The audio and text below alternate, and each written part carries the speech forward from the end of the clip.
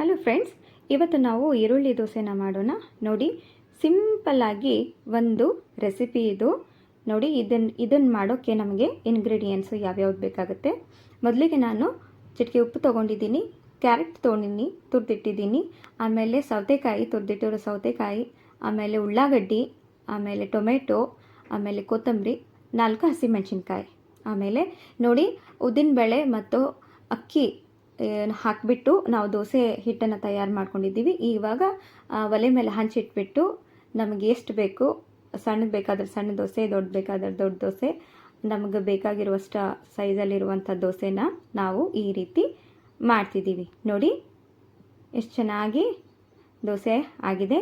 ಇದ್ರ ಮೇಲೆ ನಾವೇನು ಮಾಡೋಣ, ಒಂದು 2 ಸ್ಪೂನು ಎಣ್ಣೆನ ಹಾಕ್ಕೊಳ್ಳೋಣ. ನಿಮಗೆ ಬೇಕಾದರೆ ತುಪ್ಪನೂ ಹಾಕ್ಕೊಳ್ಳಿ. ನಾನು ಎಣ್ಣೆ ಮಾತ್ರ ಹಾಕಿದ್ದೀನಿ ಇಲ್ಲಿ. ನೋಡಿ, ಹಾಂ. ಸೊ ಇವಾಗ ನಾನು ಹಸಿಮೆಣಸಿನ್ಕಾಯಿ ಹಾಕ್ತಿದ್ದೀನಿ. ನೋಡಿ, ಹಾಂ. ಇದಕ್ಕೆ ನಾನು ಈರುಳ್ಳಿ ಹಾಕ್ತಿದ್ದೀನಿ ಫ್ರೆಂಡ್ಸ್. ಈರುಳ್ಳಿ ನಮಗೆ ಎಷ್ಟು ಬೇಕೋ ಅಷ್ಟು ನಾವು ಈರುಳ್ಳಿ ಹಾಕ್ಕೊಂಡ್ರೆ ಚೆನ್ನಾಗಿರುತ್ತೆ. ಆಮೇಲೆ ಕಟ್ ಮಾಡಿಟ್ಟಿರುವಂತಹ ಟೊಮೆಟೊ ಹಾಕ್ತಿದ್ದೀನಿ ನೋಡಿ.